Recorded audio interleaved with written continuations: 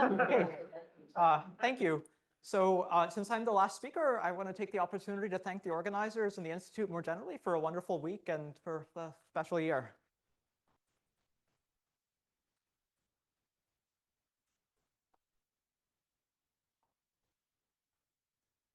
So I would like to talk about some work very much in progress with Dmitry Kubrak, Arpon Raksit, and Bogdan Zavelev. And actually, the main idea was based on a suggestion by Peter Scholze, in fact, at a coffee break at a conference almost exactly 5 years ago. But needless to say, if I say something wrong today, it's entirely on me. So the motivating question for this is the following. So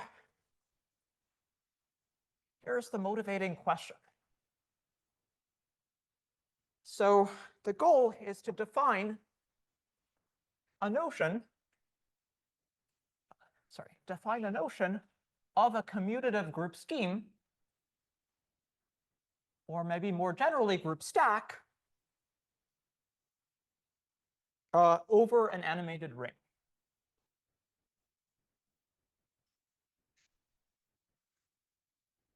So examples of the types of commutative group schemes that we'd like to consider include abelian schemes, finite locally free group schemes. Sorry, I'm going to drop commutative in general. Finite locally free group schemes. But we might also want to consider some infinite type things, such as the scheme of fit vectors or Cartier duals to formal groups. Let's say to commutative formal groups. So the goal is to have a theory of such objects over an animated ring. So, okay, so how should I do this?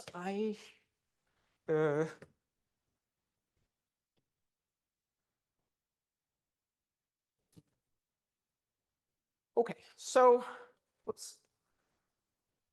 a first attempt might be the following. So first attempt might be based on the idea that if R is a classical ring, oh, sorry, maybe let me call it K. If K is a classical ring,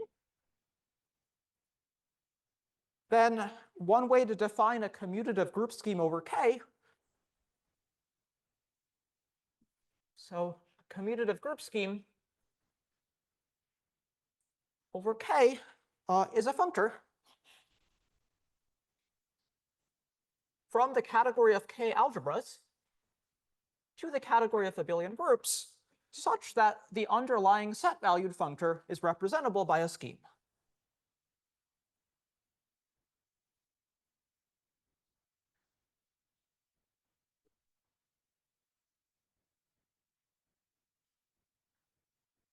So we could try to make this definition in the context of derived algebraic geometry. So an analog of this definition, so this suggests the following definition.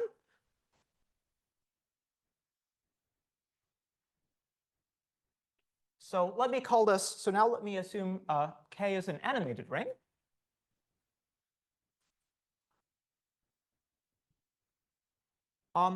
So then a homotopical group scheme, I think this terminology is non-standard. Want to contrast this with what I want to talk about in today's lecture. So a homotopical group scheme over K is a functor from animated K algebras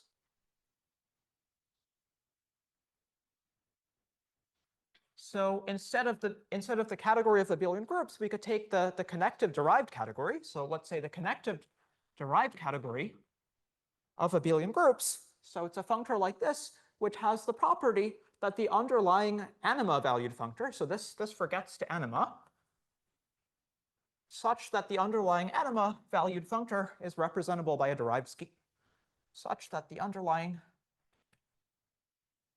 functor to anima is a derived scheme.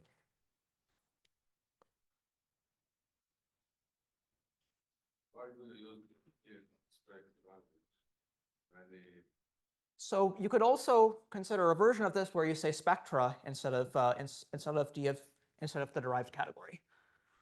Right, so you could give different notions. So what I wanted to say is that this notion turns out to be, so this notion appears in the work of Jacob Lurie, and it's very powerful in the context of spectral algebraic geometry. So in particular, it plays an essential role. Well, this and some elaborations that play an essential role in Jacob's approach to Jacob's papers on elliptic cohomology.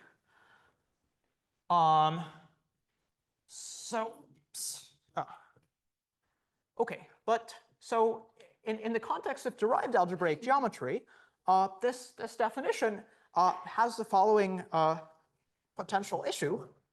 So potential issue for the purposes of derived algebraic geometry over animated rings.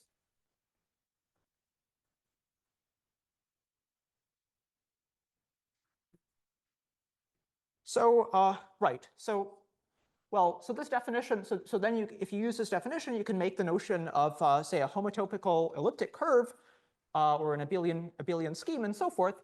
And here's a potential issue. So one thing that we might want in derived algebraic geometry is that the theory of elliptic curves should still be representable by the usual moduli stack of elliptic curves. So the potential issue is that there's a stack,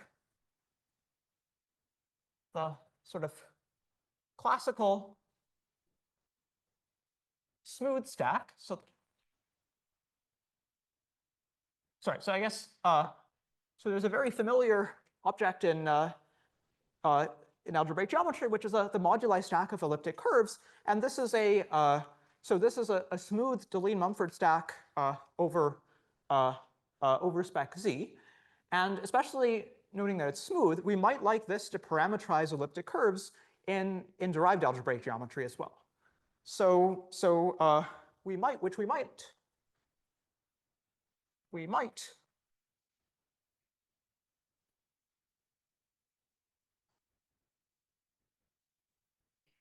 to parameterize the elliptic curves.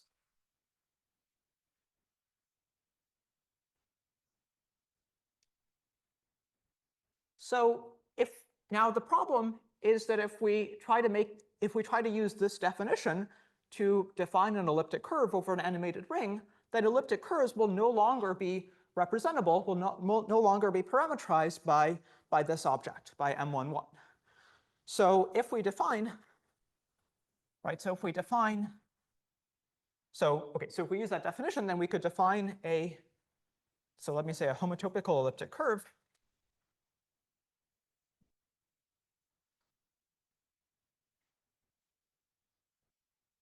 over K to be, so let's say a homotopical group scheme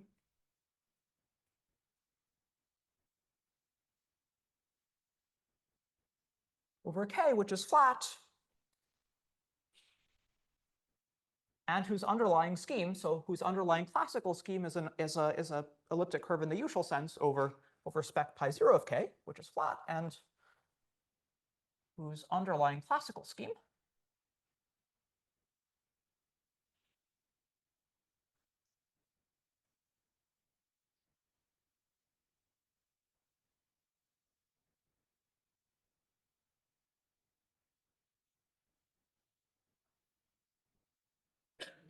So we can define the notion of a homotopical elliptic curve over K by taking this notion of group scheme and then requiring that that it's flat and the underlying classical scheme is an elliptic curve in the usual sense. So this gives a notion of a homotopical elliptic curve over K, and then basically the point is that homotopical elliptic curves over K will still be parameterized by a stack, but it won't be a smooth stack. So homotopical elliptic curves, in a sense, are not, in particular, they're not parameterized by M11.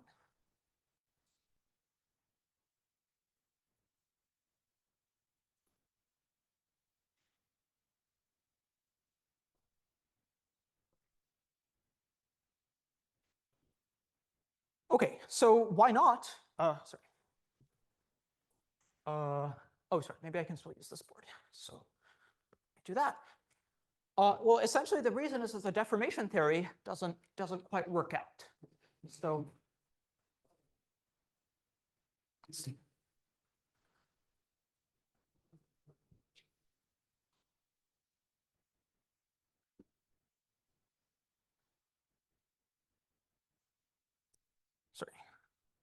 Okay, so in general, the idea, so why doesn't this work? The reason is that smoothness in this context of derived algebraic geometry should mean that there's no non-trivial families, there's no non-constant families over the, so smoothness means, so no non-constant families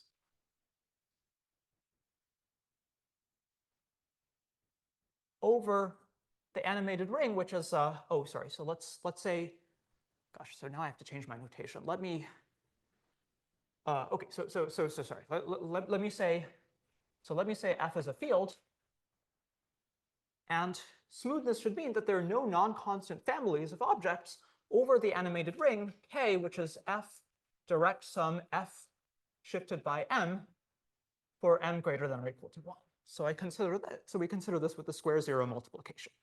So smoothness should mean that whenever you have, well, in general, whenever you have a family of objects over this kind of an animated ring, then it's just base change from its value on a point. But in fact, there are homotopical elliptic curves in the above sense, which are non-constant families over such an animated ring. So okay, so given a classical elliptic curve,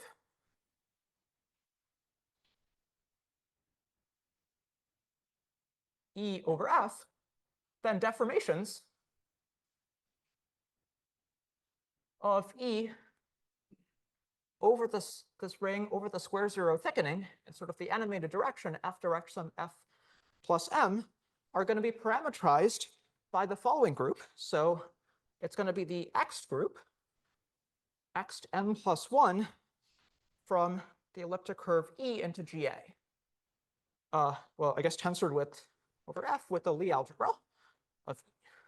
So here, this extension group, so I'm going to say a little bit more about this in a second, but here this extension group is as follows. So we consider E, so E is an elliptic curve over the field F, so we can consider it as a sheaf on the FPPF, on the flat side of F, and then we take extension groups into GA.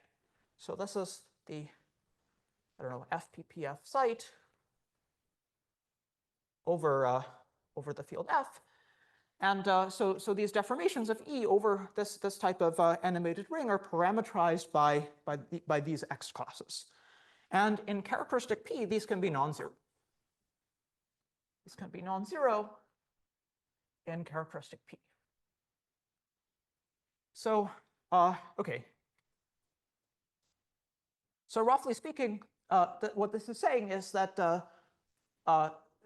so the reason that this sort of notion of a homotopical group scheme or a homotopical elliptic curve gives you something a little bit different, it gives you something that's not a classical stack, is because the deformation theory doesn't work out quite the way that you might hope for.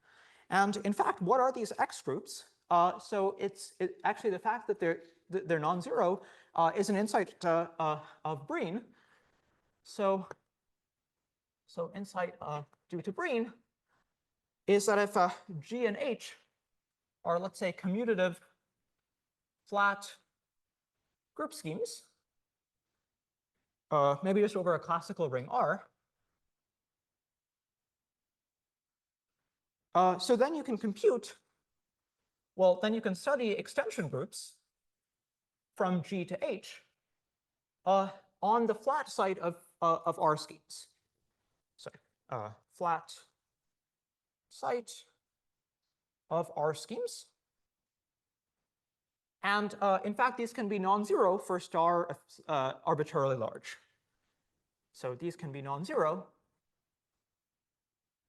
for star arbitrarily large. And in fact, Breen computes entirely. So, okay, so let's see.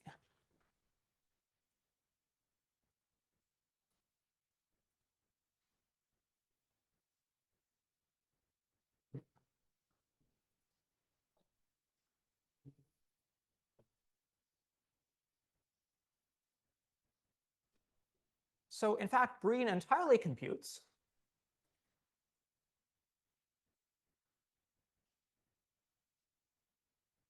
the X groups from GA to itself, let's say in the category of sheaves of FP vector spaces,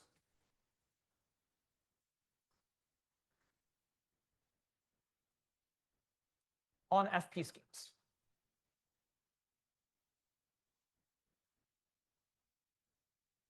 And Breen shows that this is non-zero in all even degrees. So there's a lot of higher extensions, and well, things like that are going to show up here and are going to prevent this notion of homotopical group scheme from giving you sort of smooth moduli spaces. So this is one sort of potential issue here. And also another sort of point of view is that if you define the notion of a homotopical group scheme over an animated ring in this way, then it won't have the theory of Cartier duality won't quite work. It won't give you another such object. Okay, so the idea is to consider a modification of this kind of notion, which is based on this theory of multiplicative polynomial laws. And the idea is that will get rid of these higher extensions. You are less interested for finite flat commutative case, yes, which can be described classically using commutative or algebra. Yes. Then you can try to mimic it in the derived setup. Yes. Most natural realization in the language of Arithmetic. So then what you get the same thing or not? I mean, right. So that is kind of going to be the notion, but you have to then say what a commutative Hopf algebra is. So you want a notion of a commutative Hopf algebra over an animated ring so that it's a self-dual notion. Because so you want, in particular, you want the linear dual to be not only an E-infinity ring, but an animated ring.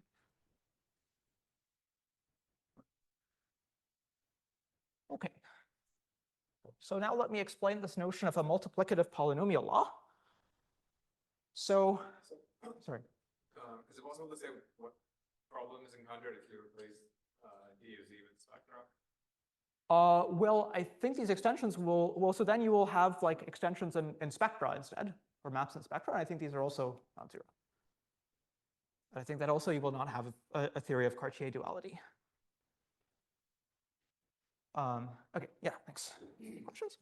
Okay, so I want to describe the following definition. So this is due to Roby. So, okay, so K is going to be a commutative ring throughout. And A and B are K algebras. So a multiplicative polynomial law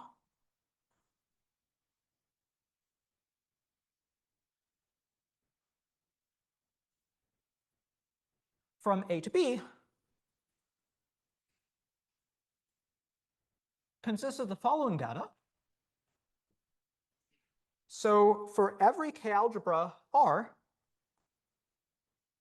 well, so it consists of the following data. For each K algebra R, one needs to give a map from A tensor over K with R to B tensor over K with R. But this is a map, not of rings, but a map of multiplicative monoids. So we consider each of these as a monoid with respect to multiplication. So a map of commutative monoids. And this map is required to be natural in R.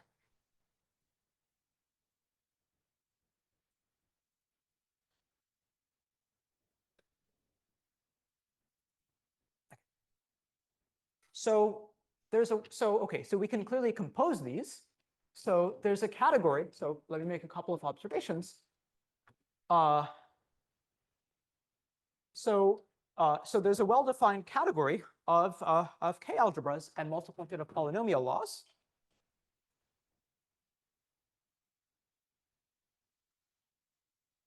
So observations and examples.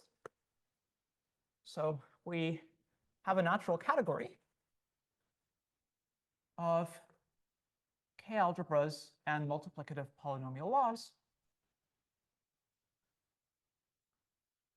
And well, note that any homomorphism, if we have a homomorphism of K algebras from A to B, then we can just tensor that homomorphism with R for each R. So this category will contain the usual category of K algebras. So this contains the category of K algebras as a, I guess, non-full subcategory. But there's a lot more morphisms when you consider multiplicative polynomial laws. So for example, this category of K algebras. Okay, let me just give this notation, K algebras and polynomial laws. This is a pre-additive category. So this is pre-additive. So in particular, maps between any two objects form a commutative monoid. And the reason is that if you have multiplicative polynomial laws from A to B, if you have two of them, then you can take their product, like their pointwise product, and that's also going to be one of these. So it's pre-additive. And so that gives you some examples of objects in this category, or morphisms in this category. So example is that we have a map of multiplication by n from A to itself, which is sending, right? So on A tensor R, it's just the nth power map. So for each R, it's the nth power map. And so this is n times in this category, n times the identity map from A to itself. So that's a multiplicative polynomial law. Okay. Sorry. So another example of a multiplicative polynomial law is the following. If we have a finite locally free map, so this is finite locally free of K algebras, then we have a norm. Then we can define a multiplicative norm from B to A, which sends an element of B to the determinant of multiplication by that element. And we can do that after any extension of scalars as well. So we get a determinant, or maybe I should call it the norm. So norm polynomial law from B back to A. Okay, so this is a useful example. This is encoding some wrong way maps if you have a finite locally free map. And actually a useful remark is that if A is a normal domain, so if A is normal, then you actually don't need to assume that B is finite locally free over A. It suffices, you can make the same sort of definition will work if B is simply assumed finite over A. Then so can do this. If B over A is simply assumed finite.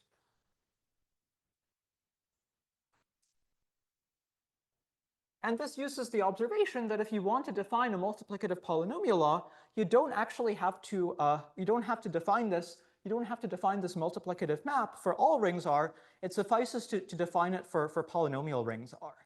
And okay, so if you have a finite map of rings and the source is normal, you can define a well-defined norm map, and normality is preserved by passage to a polynomial ring. So that's the observation in this case.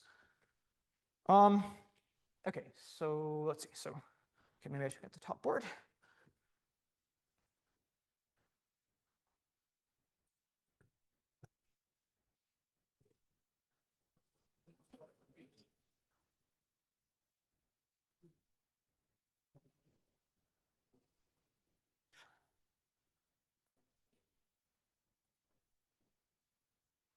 Okay, so let me give a couple of more examples.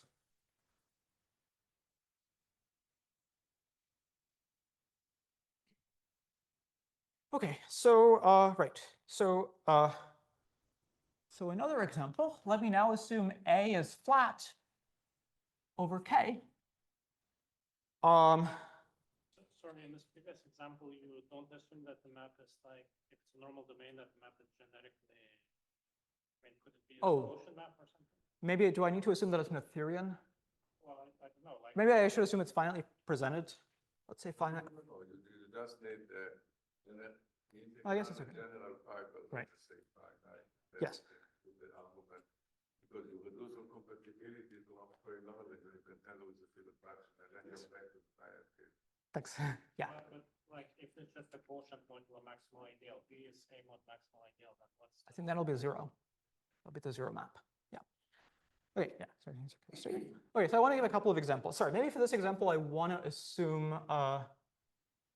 Okay, maybe I should be a little bit careful with this example. Let me assume that A is flat over K and G is a finite group acting on A. Let me assume that the order of G is invertible in K. I think one can weaken this, but then I guess the claim is that there is a multiplicative polynomial law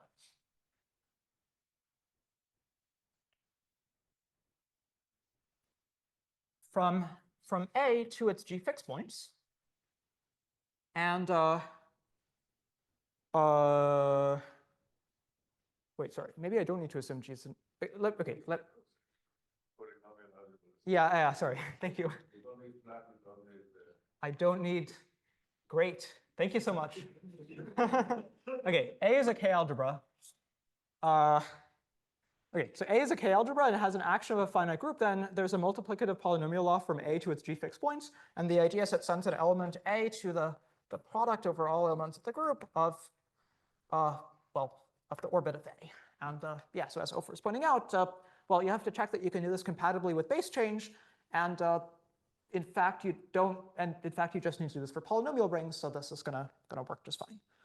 Okay, so this is an example of a multiplicative polynomial law that in particular is, again, it's sort of going the wrong way, but it's not coming from a finite locally free map. So that was the main thing I wanted to say. Okay, so just one more example is, okay, so you have a, right, so you have a multiplicative polynomial law from A to A tensor over M with K, which is sending an element A to A tensor M. And then, yeah, you can also do this after base change. And in fact, this multiplicative polynomial is going to be just the sum of the individual inclusions or individual maps from A into A tensor M. So there's M of them, and then you sort of put them together. Okay, so all right, so let's see, how am I doing on time? Okay, so I want to now explain. So now let me explain a result of Roby about these multiplicative polynomial laws.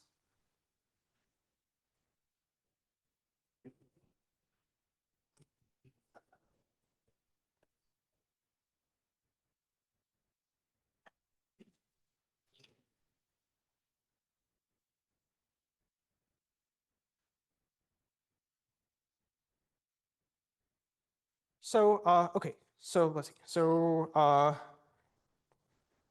let A and B be K algebras, and now I think I do want to assume that A is flat. And let me write Y for spec A, and X for spec B. So then there's the following description of multiplicative polynomial laws from A to B. Okay, so theorem of Roby. So there's a bijection or even an isomorphism of commutative monoids. Okay, so between,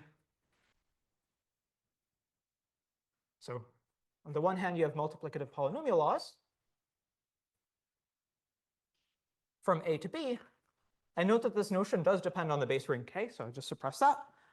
And then also maps of K schemes.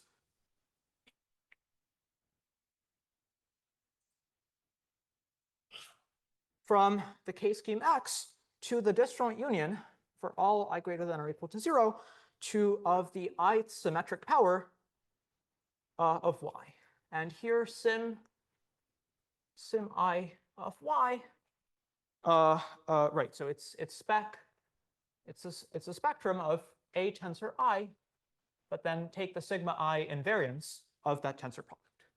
So take the I-fold tensor product over K of I, and then take the invariance for the symmetric group acting on it. So at the level of schemes, that should be sort of the quotient of Y to the I by sigma I. Okay, so there's an isomorphism between these two objects. And so you can think of this. So you can think of this object as sort of the free commutative monoid scheme generated by Y. And so you can also think of this as maps of commutative monoid schemes between the free commutative monoid scheme on X and the free commutative monoid scheme on Y.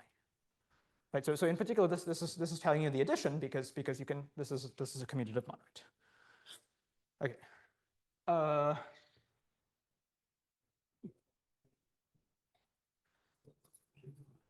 Okay, so at least if you work with flat algebras everywhere, you can think of this category or its opposite as sitting inside the category of commutative monoid schemes over K.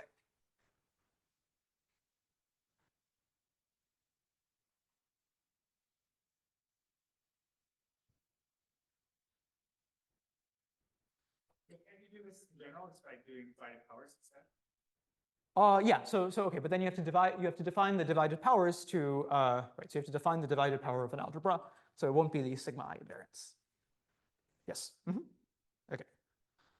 Okay, so right, so I also want to point out that this is related to the work by Voevodsky on presheaves with transfers or finite correspondences.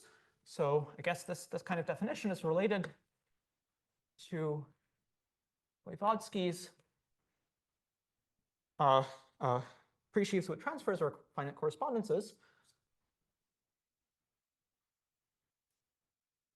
I guess which go into the definition. Let's go into the definition of modules in category SH of K over motivic cohomology. So maybe for this, I want to assume that K is a field. Okay, so in fact, there's a proposition. So due to Belenson and Vologodsky.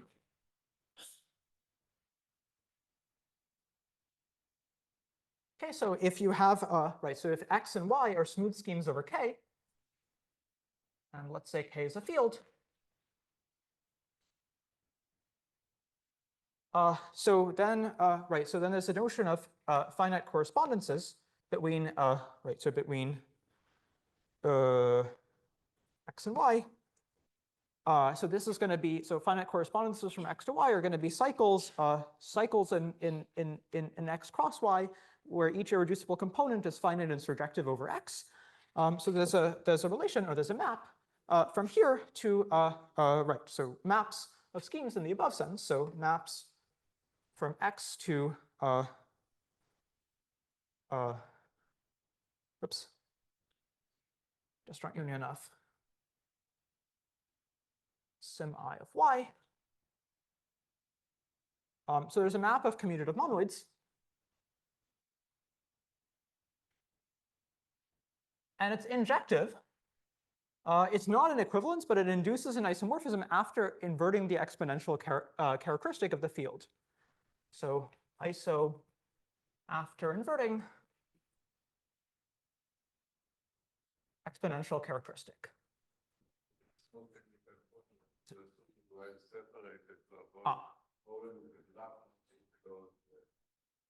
also there is one question about the property of sim I, which is okay in the right spaces, sometimes it's projective. But I'm not sure if there's a concept I see that. Yeah. Thank you. Maybe let me just say smooth and quasi-projective. So yeah, thank you. Okay, so right, so in particular, so right, so the idea is that these multiplicative polynomial laws are going to be some sort of extension of finite transfers, but they'll be slightly different if you're in characteristic P. And maybe I should give an example. So right, so maybe I continue over here. So all right. Let me give an example of a multiplicative polynomial law that does not arise in this way. So an example is that, so let's say K is Fp, and A is any Fp algebra. Then there's a natural sort of Verschiebung in the category of multiplicative polynomial laws. So there's a Verschiebung map from A to A, and which sends, so on A tensor R, Fp with R, right, so I need to give, right, so such that I need to give a map of monoids on A tensor R. And the idea is that it's going to be the Frobenius not on A, but on R. So it's a Frobenius in the R direction. So it's sending A tensor R to A tensor R to the P. Okay, and so okay, so then we have the usual Frobenius F or phi from A to A, just a homomorphism. And then we have sort of the right. So in this category of multiplicative polynomial laws, we have that Fv equals Vf equals P. Yeah. So actually, thanks to Jacob for being me with this over this week. So this is an example of a multiplicative polynomial law that you sort of have a built-in Verschiebung that I think you don't have over here. Okay. So you don't have on left, right? Sorry, that you don't have in this category of finite correspondences, which are like cohomology. Okay. All right. So So, okay, so, right, so there's the following basic observation, which I think is sort of the classical observation. I'm not sure of the original attribution. So observation, so a commutative group scheme over K. So maybe I want to assume that G is, I'm not sure if the optimal hypothesis, but let's say it's either smooth or let's say flat plus affine, which will cover the cases that I want to talk about. So then the observation is that if you have a commutative group scheme, well, we said that we can think of it as a functor from K algebras to abelian groups, but it canonically extends over multiplicative polynomial laws. So G defines a functor from K algebras to abelian groups, but right, so this sort of sits inside K algebras and multiplicative polynomial laws. The observation is that it sort of canonically extends this way. And this kind of follows if you think about it in this way, because the idea is that multiplicative polynomial laws, this category K algebra and poly, well, it's the opposite of a subcategory of maps of commutative monoid schemes. So the idea is that, right, so the idea is that over here, if you have R, you should send this to maps from, right, so you should send this from maps to the collection of maps of commutative monoid schemes. Yeah, I'll just say this in words. If you have an object R in K algebras, you send this K algebras poly, you send it to maps of commutative monoid schemes from sim star of spec R into G. Okay, so it sort of follows abstractly from the theorem over there, or you can also sort of prove it more concretely. K is arbitrary. Yeah, so maybe the way I said it that way, I needed flatness, but I think under these assumptions, you can also, yeah, so you can also define it for all K algebra. So you have to, that was why I wanted to assume this here. So right, so it's saying that sort of commutative group schemes have these kinds of wrong way transfers for these multiplicative polynomial laws. And right, so just a basic example. Sorry.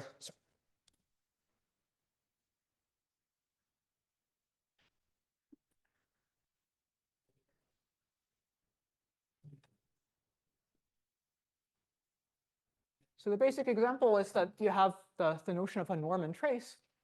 So maybe I should leave the announcement up there.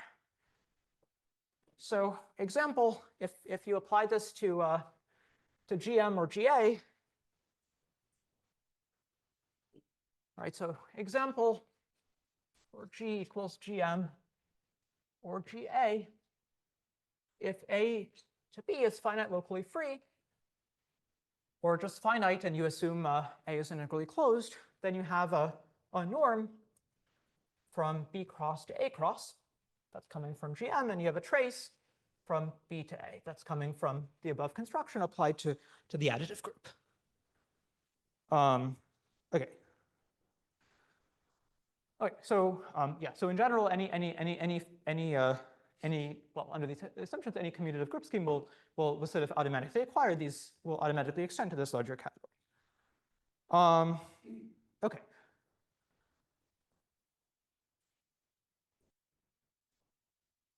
So let's see.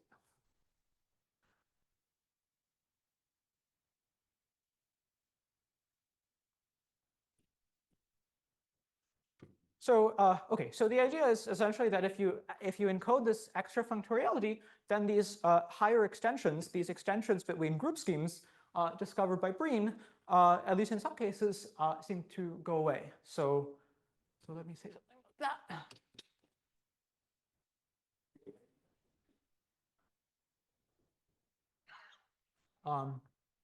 Okay.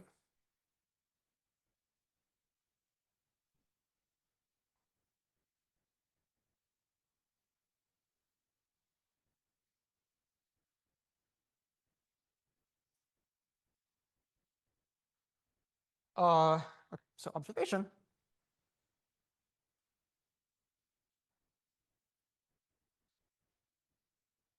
Extensions, so or X classes in this category, let's say, so let me just write this explicitly. So the category of K algebras and multiplicative polynomial laws. So we can consider this category, and we can consider functors from it to abelian groups. And so this category, as we've seen, contains the category of commutative group schemes, okay, maybe under some mild assumptions. And I think the observation, or maybe hope in many cases, is that extensions in here are simpler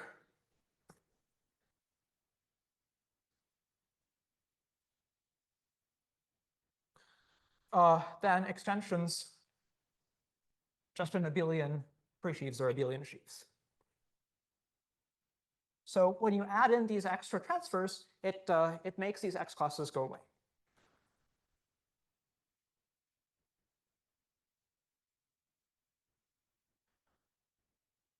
So, okay.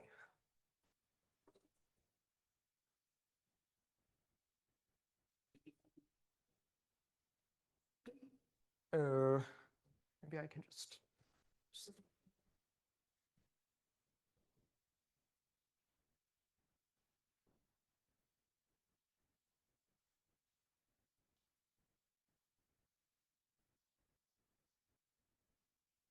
Okay, so theorem. So in particular, as I mentioned, if you just work with functors from K algebras to abelian groups, then GA has a lot of self-extensions. And okay, so the theorem is that the X groups from GA to GA in this category of K algebras and polynomial laws are only going to be concentrated in degrees 0 and 1. So this is 0 or star greater than 1. So I guess, right, so the HOMs from GA to GA will just be the usual HOMs, and the extensions will also be the usual like extensions of commutative group schemes, but then the statement is that there's sort of no higher extensions. Right, okay, so let's take a few examples. This is Z-linear, thank you. This is Z-linear. And the thing you mentioned of green earlier, was that Z-linear? That's a good point. Yes, I should say that. Thank you. So this is Z-linear extensions. So let's yeah, thank you. And actually, K doesn't have to be a field here. So yeah, so functors to abelian groups. So no topology. There's no topology, but I guess GA will have no higher cohomology on, you know. So Yeah. is it then really extensions as functors? I think so. Yeah. I mean, I think. Surjective on all objects, yeah? Yes. All right. Yeah. Yes. Oops. Okay. 2 is okay. So G is a finite locally free group scheme.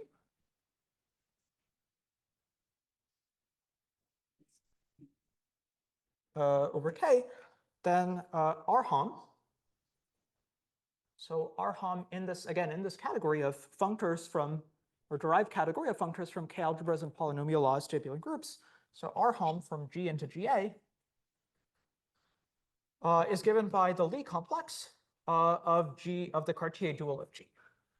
So the Cartier dual of G is a finite locally free group scheme over K, and we can take its cotangent complex at the identity, which will give a perfect complex over K of Tor amplitude, I guess homologically 0 and 1, and okay, and then we take the K linear dual of that. So that's what I mean for here. Okay, and I think, right, so also if you have an abelian scheme, so if A over K is an abelian scheme, okay, so then R HOM from A into GA is the Lie algebra of the dual of A shifted by minus. So yeah, so I guess saying that so note that in this case, we're only considering extensions into GA. We're only mapping into GA. But in this case, the statement is that you don't, that those higher extensions, as in Breed's work, go away in this context. Okay, so let's see. So maybe I can say something about the case, the first case. Right, and so maybe I should say that so if you work just with abelian sheaves, then I believe, well, for example, I believe the second statement is a statement that maybe goes back to Grundig. So if you take R hum, but if you truncate in cohomological degrees 0 and 1, you get exactly that.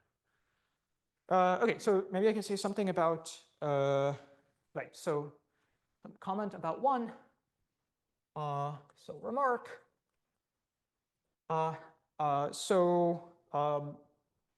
Okay, so related fact is that so x star from the Witt vectors into GA is 0 for star greater than 0. And here the idea is that the Witt vectors, so idea is that the Witt vectors, okay, so that's a commutative group scheme, but it contains a subobject, the rational Witt vectors. So if you think of W of R as like 1 plus T R double brackets T, then the rational Witt vectors are exactly quotients of monic polynomials.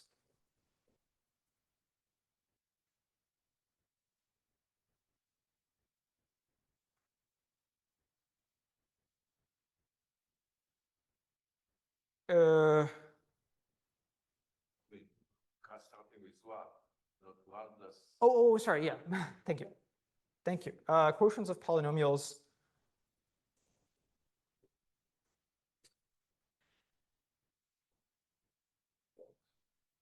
Okay, so I think the idea is that this should be polynomials with constant term 1.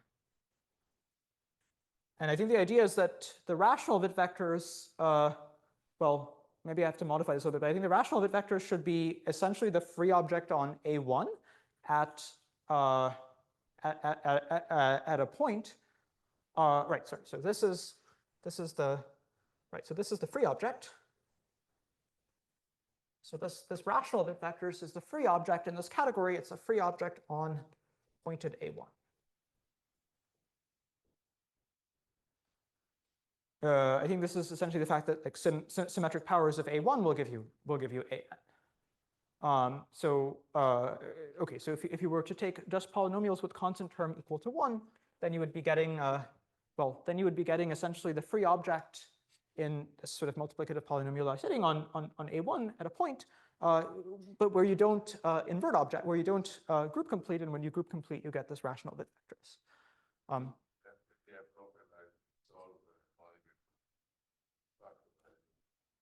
I think I don't, because I'm just taking symmetric powers.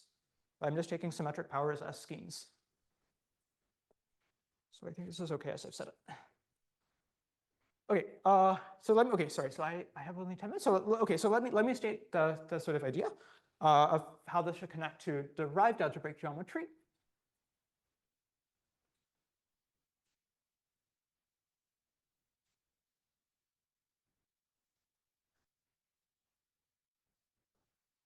Okay, so construction, sorry.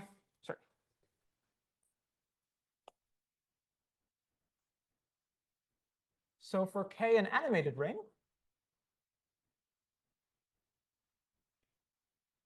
then there's an infinity category. Find an infinity category of animated K algebras and multiplicative polynomial laws.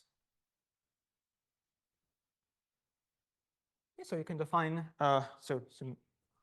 and so okay, so then the proposal is to consider so a commutative group scheme.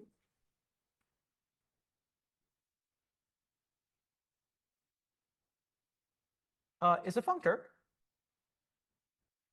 So is a functor from animated K algebras and polynomial laws to connective spectra. So it's a functor like this, such that the underlying functor to anima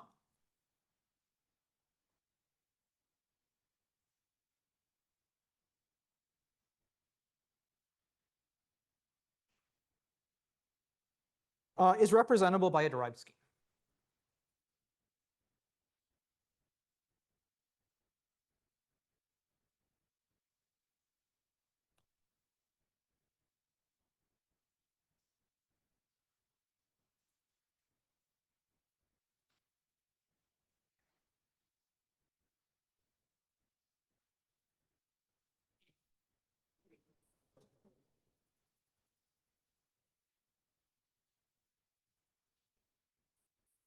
So, okay.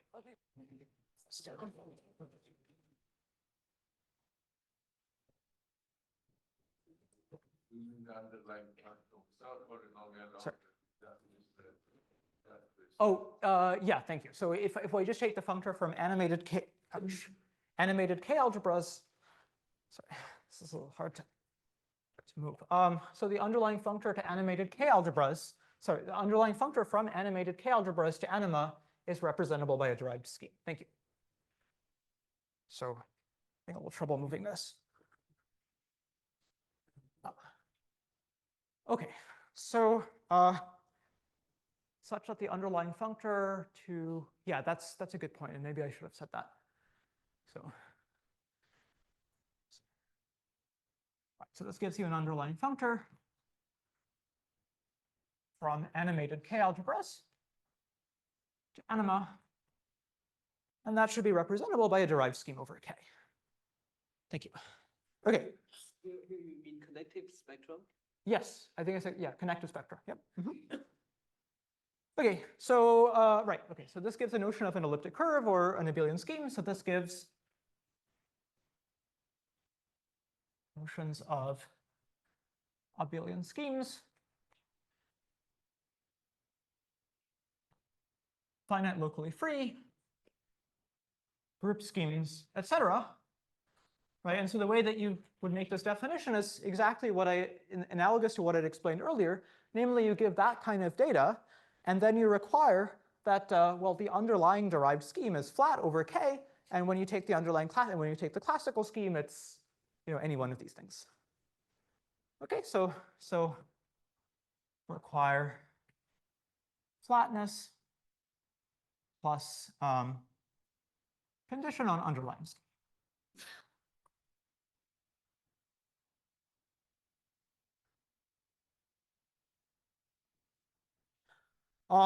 Okay, and so then the theorem is that if you make this definition, then for example, elliptic curves will be representable by M11. So elliptic curves in the above sense are representable by M11. And well, for example, abelian schemes will have a smooth deformation theory and so on and so forth. And that's basically because of what I've written here. Okay, so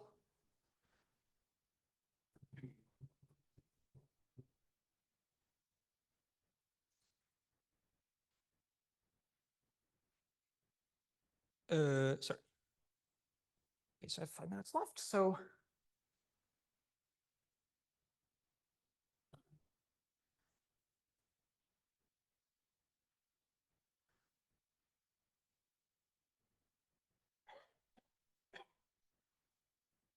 so another construction one can do with this, so this was observed by Dimitri a while back, is that, right, so you can define a notion of finite locally free group scheme over an animated ring using this. And the construction is that one obtains what should be sort of a new object. So one obtains, one obtains a notion of a finite locally free group scheme over an animated ring, and that's going to be representable by a derived Artin stack.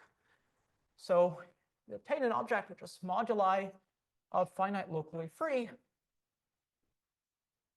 group schemes as a derived stack. So this is an object.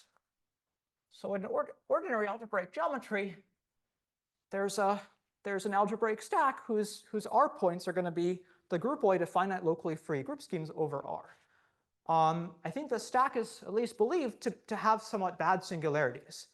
But you can define this, well, this allows you to define sort of a derived stack, which has the ordinary moduli stack of finite locally free group schemes as underlying classical stack.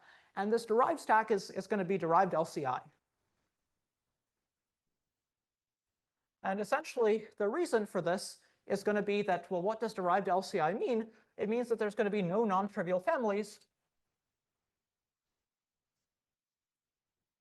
over f direct sum f shifted by m for m at least 2.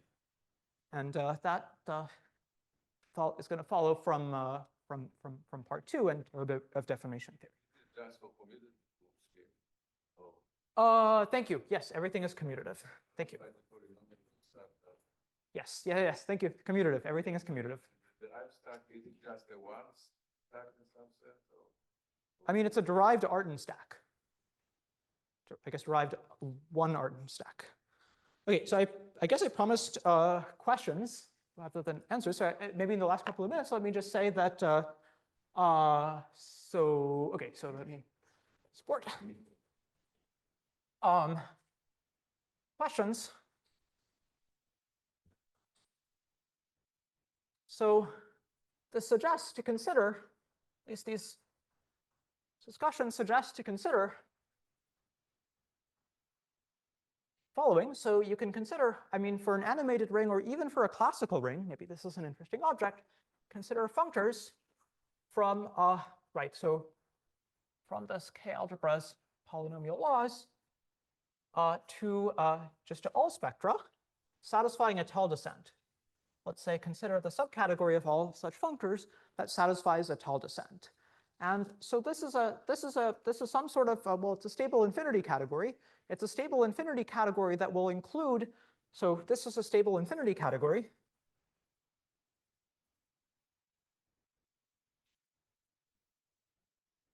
Including commutative group schemes, say flat commutative group schemes.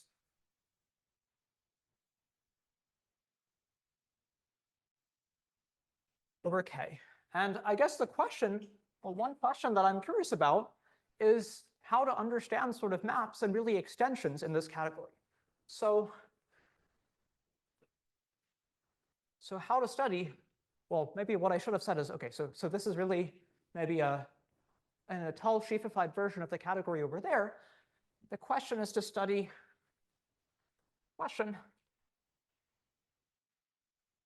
what do extensions or what do maps in this category look like?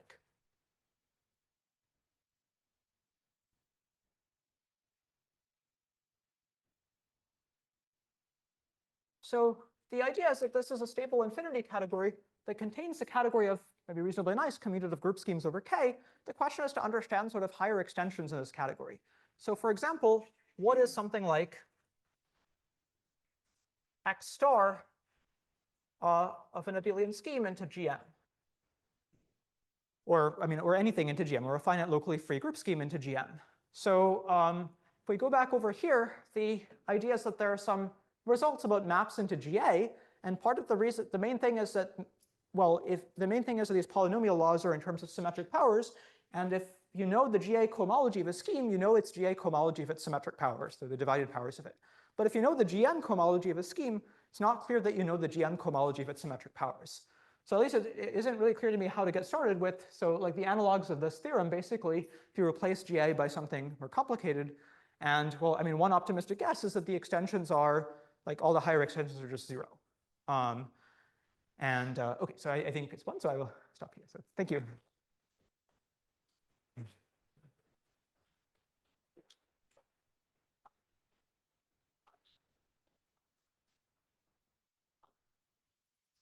I ask a question? So maybe I don't want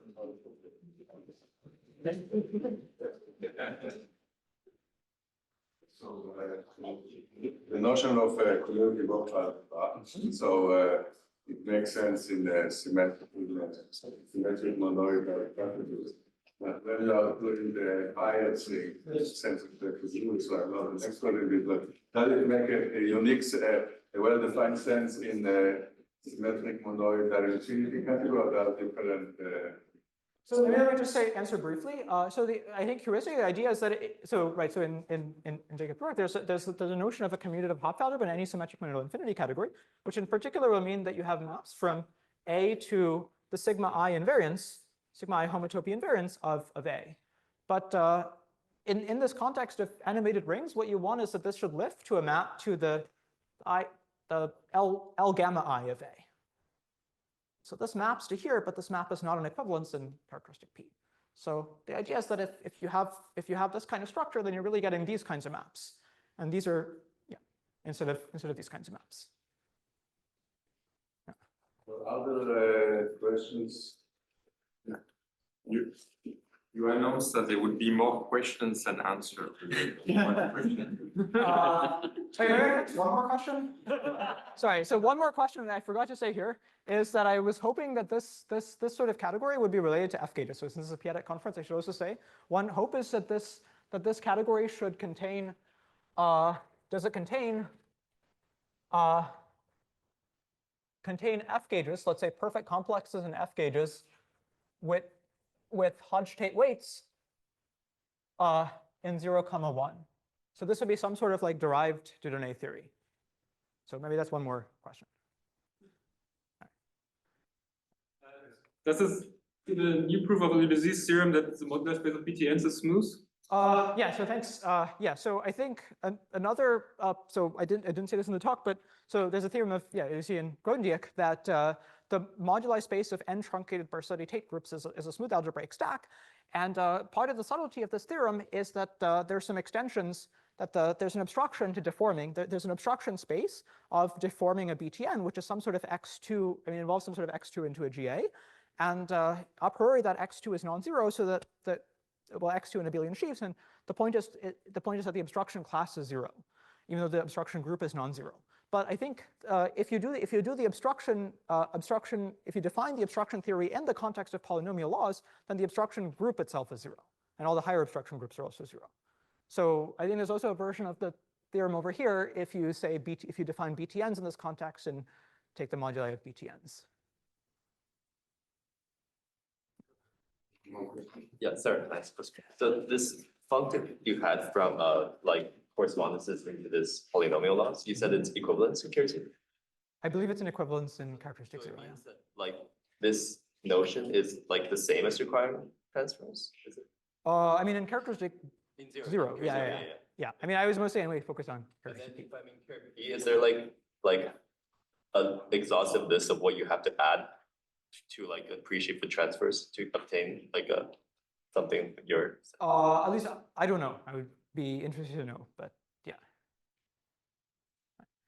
I mean, I guess right. So one thing that that Jacob had pointed out is that I mean there are a bunch of things that are functorial in the sense of free sheaves with transfers, like motivic cohomology and weights greater than 1. But they can't have this functoriality. They can't have this kind of functoriality because of the existence of these kind of Verschiebung maps. And that's why maybe also one wants to restrict to something like Hodge-Tate weights 0 and 1 over there. know that the Verschiebung is not enough. That like if you add the Verschiebung. Well, I mean, there's a statement that they're the same after you invert P, but I don't know of a more precise statement along those lines.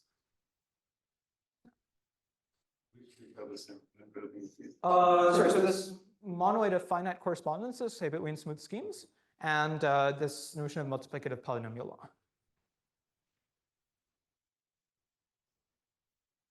Do you expect some theory of one motives in this category that you just wrote out there, like that group schemes are somehow like one generated object? So I'm not really familiar with the theory of one motives, but I was also wondering if there is a relation along those lines. I mean, right. So one point is that I mean if you compare with some sort of like motivic commutative theory, then or like these DM categories, then these objects are very much not A1 invariant. So yeah, so I guess another question is if there's a relation to some, right, so the work, for example, by Anala Hiwasa on non-A1 invariant motivic commutative theory. But yeah, I don't know. Other more questions? So yes, I will continue discussing with the speaker, but let us say.